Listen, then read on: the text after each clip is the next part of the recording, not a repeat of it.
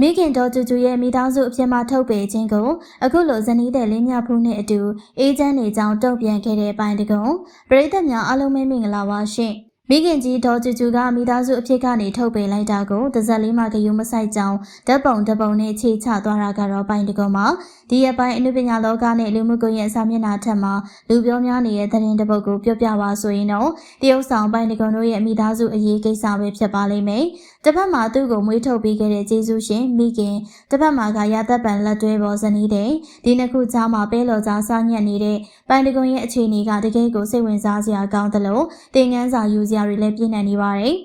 ပထမဆုံးအနေနဲ့ပရိသတ်တွေအင်အားသိမ်းခဲ့ရတာကတော့ပိုင်းတကုံရဲ့မိခင်ဖြစ်သူဒေါ်ကျူကျူရဲ့လူမှုကွန်ရက်ကနေတားဖြစ်သူကိုမိသားစုအဖြစ်ကနေဆွန့်လွတ်လိုက်ကြောင်းကြေညာချက်ပဲဖြစ်ပါတယ်။အရင်တုန်းကတားလိုက်မာလေးကအမေကိုလှုပ်ကြွေးပြုစုနေတဲ့တားလေးဆိုပြီးဂုံယူဝင်ကြွားခဲ့မှုတဲ့မိခင်တယောက်ကအခုလိုပြင်းထန်တဲ့စကားလုံးတွေနဲ့တုံ့ပြန်လာတာကတော့ပရိသတ်တွေအတွက်တော်တော်လေးကိုရှော့ရစေခဲ့တာပါမိခင်ဖြစ်သူရဲ့ဆွဆွဲချက်တွေအရပိုင်းတကုံဟာအိမ်ထောင်ကြပြီးနောက်ပိုင်းအချိုးအစားတွေပြောင်းလဲသွားတယ်မိဘကိုရိုင်းဆိုင်လာတယ်မတူမတန်ပြောဆိုလာတယ်ဆိုပြီးသိရပါတယ်ဒီပြဿနာမျိုးကိုပို့ပြီးဆိုးဝါးသွားစေတာက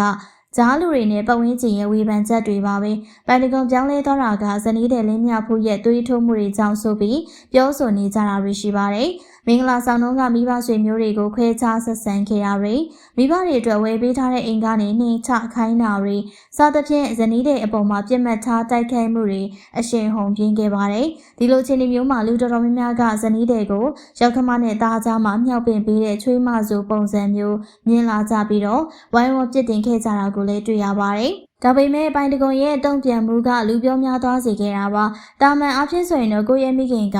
ကိုယ့်ကိုလူသိရှင်ကြားဆွန့်လွတ်လိုက်တဲ့အခါမှာဒါမှမဟုတ်ကိုယ့်ရဲ့ဇနီးကိုလူတွေဝိုင်းဆဲနေကြတဲ့အခါမှာဒေါသတကြီးဖြည့်ရှင်းချက်ထုတ်တာမျိုးပြန်လည်တိုက်ခိုက်တာမျိုးတွေလုပ်လို့ရှိကြပါတယ်ဒါပေမဲ့ပိုင်းတကုံကတော့မိခင်ကိုတခုမှပြန်မပြောသလိုဇနီးတဲ့ကိုကောက်ွယ်ဖို့အတွက်စကားလုံးတွေအများကြီးသုံးမနေပဲသူတို့ဇနီးမောင်နဲ့နှစ်ယောက်အေးချမ်းပျော်ရွှင်နေတဲ့ပုံရိပ်လေးတစ်ခုကိုတင်ပြီးတော့တိတ်တဆိတ်ခြေပါလိုက်ပါတယ်ဒီဓာတ်ပုံလေးတစ်ပုံဟာအတိတ်ပဲအများကြီးတက်ရောက်စေပါတယ်။လောကကြီးကဘာတွေပဲပြောနေပါစေငါရဲ့ဇနီးတဲ့ဘက်မှာ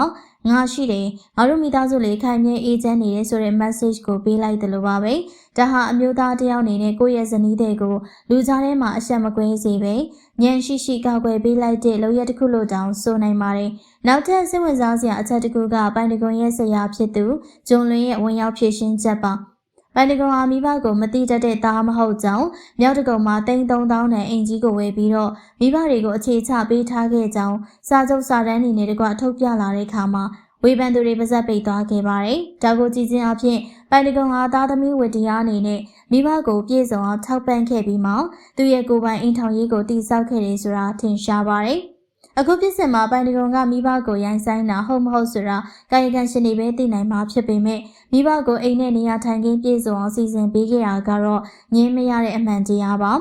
တချို့တွေကတော့ပိုင်းတကုံရဲ့လောက်ရက်ကိုမိခင်ကိုရွဲတယ်လို့မြင်ကြပေမဲ့တချို့ကြပြန်တော့လည်းအမှန်တရားဘက်ကရက်တည်ရဲတယ်ဇနီးတဲ့ကိုကောက်ွယ်ပေးတဲ့ခင်ပွန်းကောင်းတစ်ယောက်ဖြစ်နေရှုမြင်ပါတယ်ကဲပရိသတ်ကြီးကရောဘလို့မြင်ကြပါသလဲမိခင်ဖြစ်သူဘက်ကနာကြီးတာကိုပဲကိုချင်းစာမိလားဒါမှမဟုတ်မိဘကျေးဇူးလည်းတိကိုရဲ့အိမ်ထောင်ရေးကိုလည်းတည်ငြိမ်အောင်ထိန်းချောင်းနေတဲ့ပိုင်းတကုံရဲ့ယဉ်ကျေးမှုကိုလေးစားမိလားဆိုတာမှတ်ချက်ပေးခဲ့ပါအောင်နော်အားလုံးကိုကျေးဇူးတင်ပါတယ်ရှင်